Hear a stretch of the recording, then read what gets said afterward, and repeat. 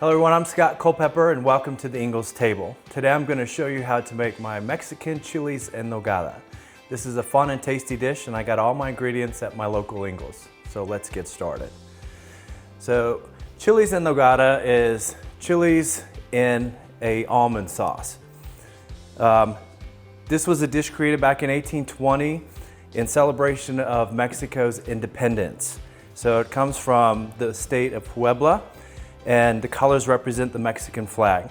But the thing about this dish I like is because it's very, you have dried fruit, very fall winter flavors in here.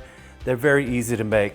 The first thing I did is I started with some poblano peppers and I roasted them over my gas grill. You can do it on your stove, but roast them till they get completely blistered.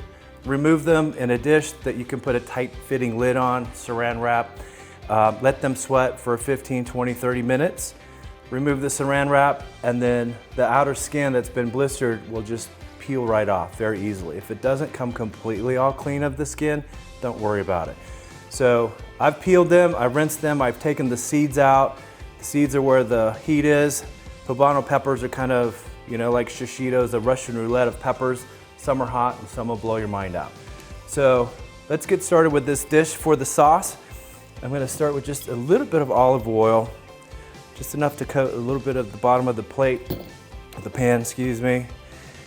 And then I'm going to throw in shallots, and we're going to start them sauteing till they get translucent.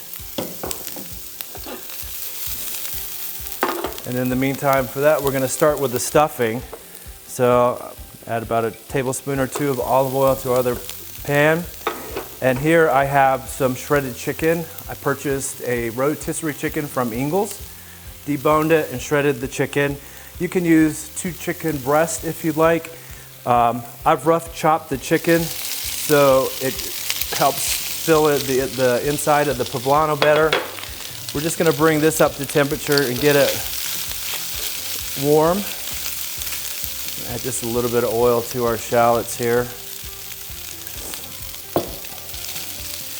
This dish, you know, the thing about poblano peppers, you have chiles rellenos, which you can use. I like poblano peppers because anything tortilla is my friend. I'll put anything in a tortilla. Soft tortilla, corn tortilla, flour tortilla, and these are the same way with me. These are great. You can do breakfast stuff, poblano peppers, possibilities are endless. So this is already turning, so I'm gonna add some garlic, and we're gonna get the garlic going just until it becomes fragrant, which doesn't take very long. I got my pan nice and hot here. So once that garlic opens up, I'm gonna pour in 1 cup of white wine. I'm using a Pinot Grigio today, just something dry. And then we're gonna let this simmer till the wine is cooked down almost completely. So while that's gonna simmer, to this I have a variety of fresh and dried fruit. So I have fresh apples, fresh pears, dried apricots, dried raisins, dried cranberries. Just make this, it's kind of a sweet and savory dish at the same time, but you'll see once you make this how the flavors just combine together as magic. This recipe I learned a long time ago from a chef friend of mine that I worked with. She's a James Beard Award winner, and she was very happy to share this recipe. She made a cookbook, so got it in here, and the restaurant that she sold at, when they had these on the menu, she couldn't keep up with them. So we're gonna get that simmering a little bit. Just bring the fruit up to get warmed along with the chicken. Doesn't take very long. And then we're gonna add a cup of white wine to this as well. So what's gonna happen with the white wine is it's gonna reconstitute that dried fruit. It's gonna make them a little bit plumpier, more plumpy rather. But the raisin aspect, I selected, you can buy multicolored raisin packs, gold raisins, red raisins, purple raisins. I just like the color, how it presents once you finish the dish. So this is still cooking away. We've got a little bit longer to go on the shallot sauce. And we're gonna bring this up and let this reduce down. So once that's done, we'll come back and we'll finish the dish. All right guys, welcome back. You can see we have the shallots are reduced down. All of the wine is pretty much gone. So to that, I'm gonna add 2 cups of heavy cream. And then also, I have here, this is just almond ground almond. I bought raw almonds, pureed them in the food processor to the consistency of if you were to make a graham cracker crust for a pie. So not flour, you don't want it floury, you just want it ground up. So I'm gonna add a couple tablespoons of that to this sauce. I'm just gonna mix it up. Gonna get that, we're gonna bring this up to a slow simmer. And this almond is on top of the heavy cream is also gonna help thicken this sauce up.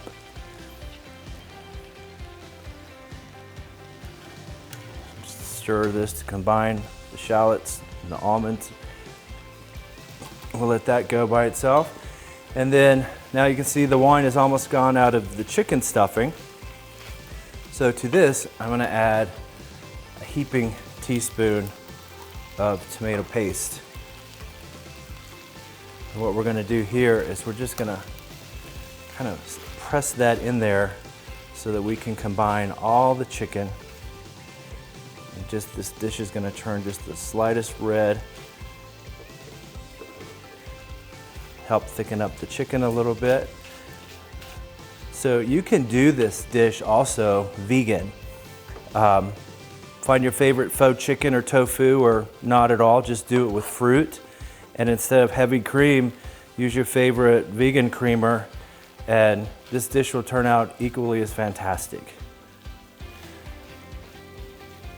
You can season it with salt and pepper if you want. I don't think it needs it, but salt does enhance the flavor of things when you add a little bit to it. So now that we've got this coated, and then our creamer is starting to get warm here also.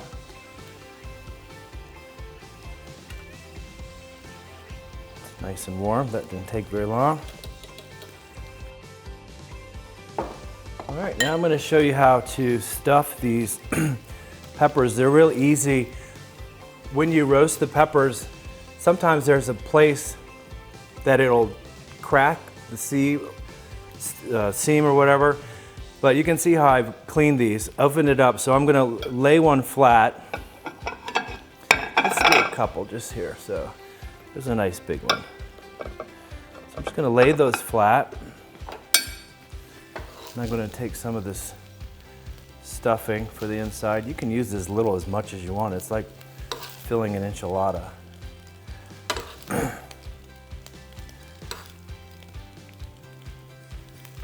then we are going to just fold these over.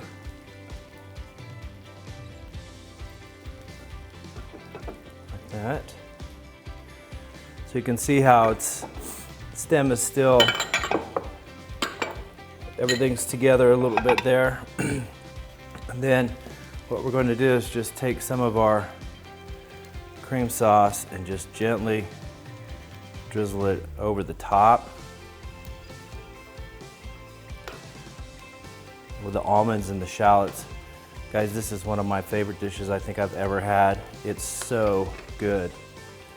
I'm going to garnish it with some slivered almonds, just to enhance that almond paste. Some pomegranate seeds, so we have the red, white, and the green. And then just a little plug. You don't have to use cilantro. I know a lot of people are here or there about it, but I love it. So here we go. We have chiles en nogada. Thanks for cooking along with me as we prepared my chiles en nogada. I love this recipe and hope you do too. Don't forget to check out the rest of our website where you can find hundreds more delicious recipes, videos, and I'll see you there.